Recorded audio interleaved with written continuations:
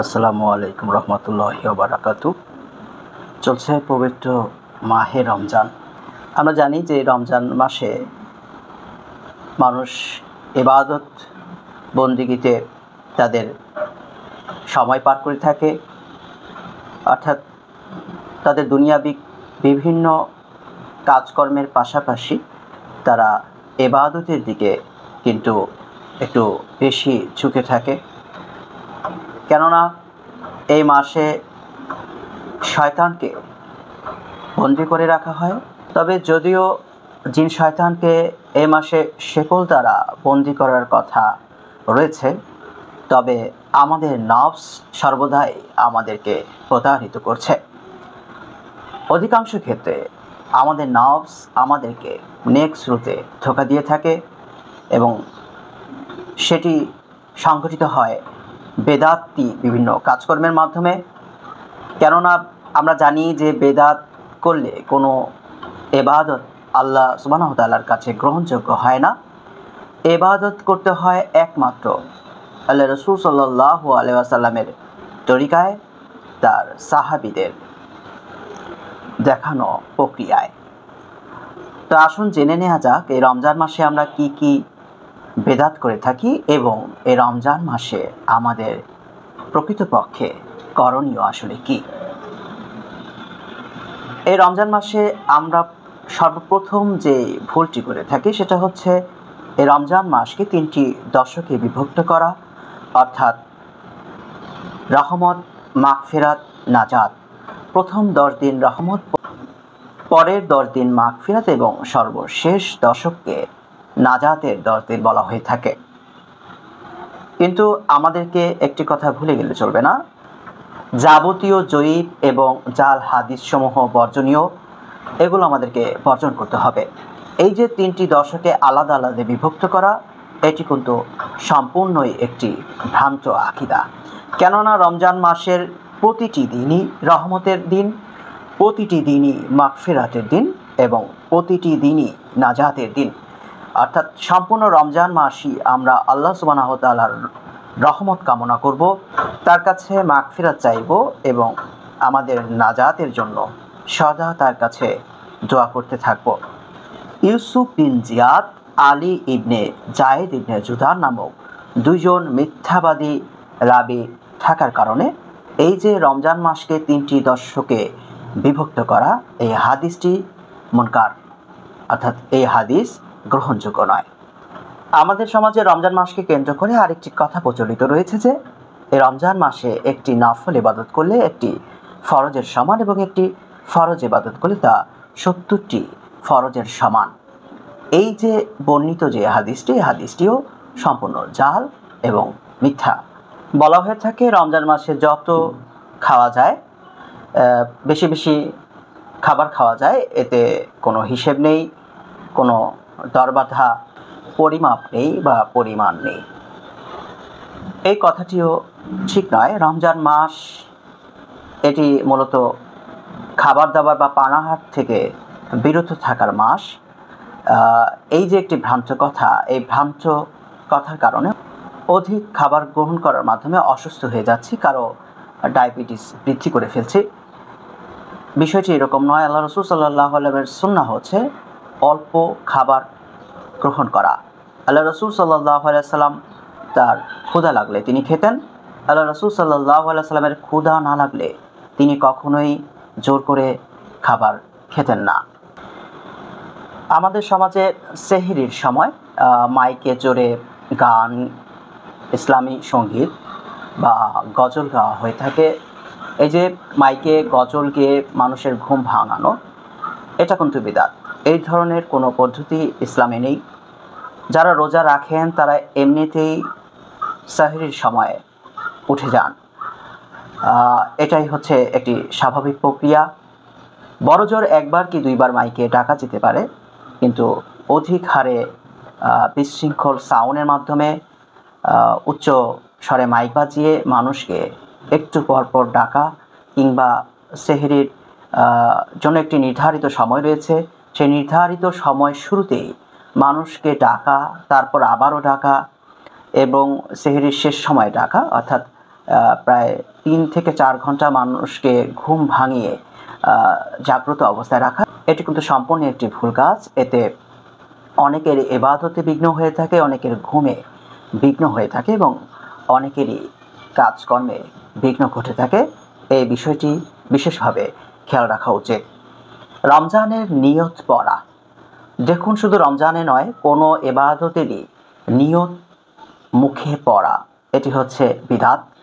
কেননা আল্লাহ রাসূল সাল্লাল্লাহু আলাইহি ওয়াসাল্লাম বা তার সাহাবীগণ যে কোনো ইবাদতের ক্ষেত্রে নিয়ত করতেন, কিন্তু নিয়ত মুখে পড়তেন না। নিয়ত কখনো পড়ার জিনিস নয়, নিয়ত হচ্ছে করার জিনিস, এটি অন্তরে করতে হয়। এই যে আপনি সেহরি খেতে উঠেছেন, এটি কিন্তু আপনি রোজা রাখার উদ্দেশ্যেই উঠেছেন, এতেই কিন্তু আপনার রমজানের রোজার নিয়ত হয়ে গেছে। অনেকে ইফতার করার দোয়া পড়ে থাকে, সেই ইফতার করার দোয়াটিও কিন্তু বেদাত। ইফতার করার দোয়া এইরকম নয়, বিষয়টি ইফতার খেতে হয় বিসমিল্লাহ বলে। এটি হচ্ছে আল্লাহ রাসূল সাল্লাল্লাহু আলাইহি ওয়াসাল্লামের সুন্নাহ। ইফতারের জন্য আজানের অপেক্ষা করা আমাদের সমাজে আগে একটি বহুল প্রচলিত একটি বিদআত ছিল। ইফতার করার ক্ষেত্রে মানুষ আজানের জন্য অপেক্ষা করত। প্রকৃতপক্ষে আজানের সাথে ইফতারের কোনো সম্পর্ক নেই। ইফতার মূলত সূর্যাস্তের সাথে সম্পৃক্ত, কিন্তু আমাদের সমাজে এটি একটি প্রচলিত বিদআত ছিল। মানুষ ইফতার গ্রহণের ক্ষেত্রে আজানের জন্য অপেক্ষা করত, অর্থাৎ 3 মিনিট সময় তারা দেরি করত আজানের জন্য।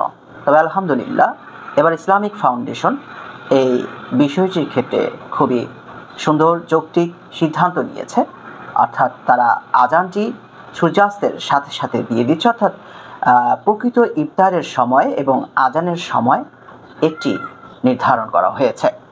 কোরআন বকশিয়ে দেওয়া, দেখুন কোরআন কখনো বকশিয়ে দেয়া যায় না, কেননা কোরআন হচ্ছে একটি শারীরিক ইবাদত। এটি মুখে পড়তে হয়, অন্তরে অন্তস্থ করতে হয়। শুধুমাত্র যেগুলো আর্থিক ইবাদত, সেই আর্থিক ইবাদতগুলো বকশিয়ে দেয়া যায়। একজনের আমল আরেকজন করে দেয়া যায়, অর্থাৎ একজনের জাকাত আরেকজন আদায় করে দিতে পারে, একজনের দান আরেকজন আদায় করে দিতে পারে। কিন্তু কোরআন যেহেতু শারীরিক ইবাদত, কোরআন কখনো বকশিয়ে দেয়া যায় না। এ মাসে উচিত আমাদের বেশি বেশি কোরআন তেলাওয়াত করা, কিন্তু এটি যে করবে তারই সওয়াব হবে। এরপর আমাদের সমাজে কোরআন বকশিয়ে দেওয়া বা কোরআন খতমের নামে আরও কিছু বিদআত প্রচলিত রয়েছে। তার মধ্যে অন্যতম হচ্ছে কবরস্থানে গিয়ে মৃত ব্যক্তির জন্য কোরআন তেলাওয়াত করা বা কোরআন খতম করা। কোরআন খতমের কোনো বিষয় নয়, কোরআন বুঝে বুঝে পাঠ করা উচিত। এবং কোরআন নাজিল হয়েছে কেবলই জীবিতদের জন্য, কিন্তু দুঃখজনক হলেও সত্য, আমাদের সমাজে আমরা জীবিত থাকা অবস্থায় কোরআন পাঠ করি না। আমরা কেবলই কোরআন মৃত ব্যক্তির জন্য পাঠ করে থাকি, অর্থাৎ কোনো ব্যক্তি মারা গেলে তার লাশের সামনে কিংবা তার কবরের সামনে গিয়ে কোরআন পাঠ করে থাকি তার রুহের মাগফিরাতের উদ্দেশ্যে, যেটি সম্পূর্ণ একটি বেদাত এবং ভ্রান্ত কাজ। তারাবির নামাজে খুবই দ্রুত গতিতে কোরআন খতম করা, দেখুন রোজার মাস আসলে তারাবির নামাজের নামে আমাদের সমাজে মানুষ এই যে কোরআন খতমের একটি প্রতিযোগিতায় ব্যতিব্যস্ত হয়ে যায় এবং তারা খতমে তারাবির নামে কোরআনের উপর জুলুম করে থাকে, কোরআন অস্পষ্টভাবে তেলাওয়াত করে থাকে, খুব দ্রুত গতিতে এটি তেলাওয়াত করে থাকে। এটি কিন্তু একেবারেই ঠিক নয়। আমাদের কোরআন তেলাওয়াত করা উচিত তার তিলের সাথে ধীরে ধীরে। আপনি যদি ধীরে ধীরে কোরআন তেলাওয়াত করতে সক্ষম হন তারাবির নামাজে, তাহলে সেক্ষেত্রে আপনি খতমে তারাবি পড়বেন। কিন্তু এটা কিন্তু বাধ্যতামূলক নয় যে খতমে তারাবি পড়তে হবে। আপনি যদি কোরআন ধীরে ধীরে পাঠ করতে ব্যর্থ হন বা সামর্থ্য না হন, তাহলে আপনার জন্য খতমে তারাবি নয়। আপনি সূরা তারাবিও পড়তে পারবেন, তবে সেই সূরাগুলো আপনি বিশুদ্ধভাবে পাঠ করবেন, ধীরে ধীরে পাঠ করবেন। এবং আমাদের সমাজে দেখা যায় যে খুবই দ্রুত গতিতে 20 রাকাত তারাবি পড়ার একটি প্রতিযোগিতা রয়েছে, এবং এই 20 রাকাত তারাবি পড়তে গিয়ে তারা সঠিকভাবে রুকু সেজদা করে না।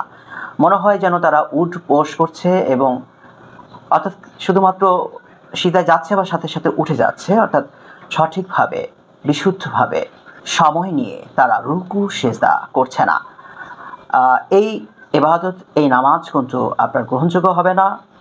এইভাবে বিশৃঙ্খলভাবে এবং সঠিকভাবে রুকু সিজদাবিহীন 20 রাকাত নামাজের চাইতে তারতিলের সাথে খুশুরুজুর সাথে 2 রাকাত নামাজ আদায় করা অধিক শ্রেয়। আর আমাদের সমাজে তারাবির সংখ্যা নিয়ে একটি কথা আছে, কেউ বলে থাকে 8 রাকাত, কেউ বলে থাকে 20 রাকাত। 20 রাকাত তারাবি পড়া হয় এরকম কোনো হাদিস নেই।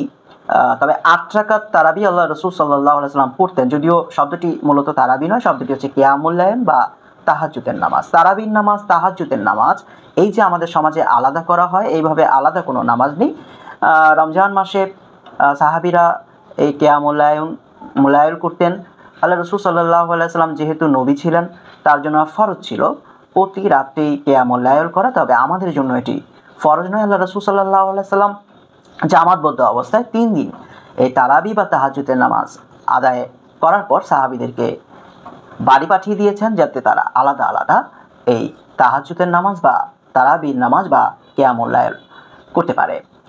আর হাদিস গ্রন্থে 36, 39, 40 রাকাত পর্যন্ত দলিল পাওয়া যায়। অর্থাৎ এই তারাবি বা তাহাজ্জুদের নামাজটি কিন্তু এটি রাকাত সংখ্যা দ্বারা নির্ধারিত নয়, তবে আমাদের যতটা সম্ভব কিয়ামুল লাইল করা উচিত, অর্থাৎ নামাজরত অবস্থায় দাঁড়িয়ে রাত্রি যাপন করা উচিত। অর্থাৎ এশার ওয়াক্ত থেকে একেবারে ফজরের আগ পর্যন্ত যদি সম্ভবপর হয়, যতটুকু সম্ভবপর হয় আমাদের এই কিয়ামুল লাইল করা উচিত এবং সেটি খুশুরুজুর সাথে ধীরে সুস্থে করা উচিত। যদি আপনি খুবই দ্রুত গতিতে কিরাত পড়া এবং ঠিকভাবে রুকু সিজদা না করে একে কিয়ামুল লাইল করে থাকেন, তাহলে সেক্ষেত্রে এই তাহাজ্জুদের নামাজ বা তারাবির নামাজ আপনার জন্য নয়। এবং এটি না পড়লেও আপনার কোনো গুনাহ হবে না বা আপনার রোজারও কোনো ক্ষতি হবে না। তবে রমজান মাসের একটি অন্যতম হক রয়েছে, যারা সম্ভব তারা অধিক হারে কিয়ামুল লাইল করবেন, যতটা সম্ভব তাহাজ্জুদের নামাজ আদায় করবেন, অর্থাৎ তারাবির নামাজ আদায় করবেন। জুমাতুল বিদা পালন করা আমাদের সমাজে রমজান মাসের শেষ জুমার দিনটিকে জুমাতুল বিদা হিসেবে পালন করা হয়ে থাকে এবং এটাকে আলাদাভাবে জুমাতুল বিদা বলা হয়ে থাকে। তবে প্রকৃতপক্ষে জুমাতুল বিদা বলতে কোনো শব্দ ইসলামে নেই। 17ই রমজান, সম্ভবত আজই 17ই রমজান, এবং এই দিনে বদর দিবস পালন করার একটি প্রতিযোগিতা আমাদের সমাজে শুরু হয়েছে, যেটি বলা চলে একটি নতুন বিদাত আবির্ভাব হতে চলেছে। এই বিদাতটি সমাজে প্রতিষ্ঠিত হয়ে যাবার আগেই আমাদেরকে সতর্ক থাকতে হবে, কেননা বদর দিবস বলতে ইসলামে কোনো দিবস পালনের বিধান নেই। এই যে 4 রাকাত পরে পরে বিশেষ করে তারাবির নামাজে 4 রাকাত পরে পরে বিশেষ দোয়া করা, এটিও কিন্তু বিদাত। এই ধরনের দোয়া করার বিধান ইসলামে নেই। মাইয়াতের মাগফিরাতের জন্য ইফতার মাহফিলের আয়োজন করা। দেখুন, রমজান মাসে কাউকে ইফতার করানো এটা অবশ্যই একটি নেক কাজ, সওয়াবের কাজ এবং অবশ্যই একটি অন্যতম শ্রেষ্ঠ ভালো কাজ। কিন্তু কোনো মায়াতের রুহের মাগফিরাতের উদ্দেশ্যে ইফতার মাহফিলের আয়োজন করা এটি কিন্তু বেদাত হয়ে যাবে। কেননা আল্লাহ রসুল সাল্লাল্লাহু আলাইহি ওয়াসাল্লাম বা তার সাহাবীগণ কোনো মাইয়াতের মাগফিরাতের উদ্দেশ্যে ইফতার মাহফিলের আয়োজন করেছে এমন কোনো নজির বা এমন কোনো বিষয় সহিহ সনদে বর্ণিত হয়নি। তাহলে আসুন জেনে নিই আমরা রমজান মাসে কি কি ইবাদত করব। রমজান মাসের বিশেষ ইবাদতটি হচ্ছে সাওম পালন করা, অর্থাৎ রোজা রাখা।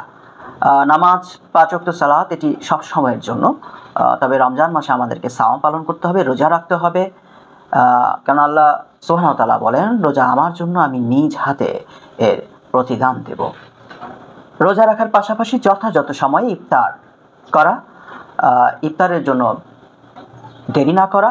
আমাদের সমাজে অনেকে এরকম আছেন যারা নির্দিষ্ট সময়ের 1 ঘন্টা পরে ইফতার করে থাকে। তারা পবিত্র কোরআন থেকে দলিল দিয়ে থাকে যে কোরআনে আল্লাহ পাক বলেছে তোমরা রাত্রিকালীন ইফতার করো। দেখুন, ওখানে লাইলাতুন শব্দ ব্যবহার করা হয়েছে। দেখুন, এই যে লাইলাতুন যে শব্দটি, এই শব্দের অর্থ আল্লাহ রসুলের সাহাবীগণ বুঝলেন না, কিন্তু আমাদের সমাজে কিছু মানুষ 1400 বছর পরে তারা এই লাইলাতুন শব্দের অর্থ আবিষ্কার করলেন যে ইফতারটি নির্দিষ্ট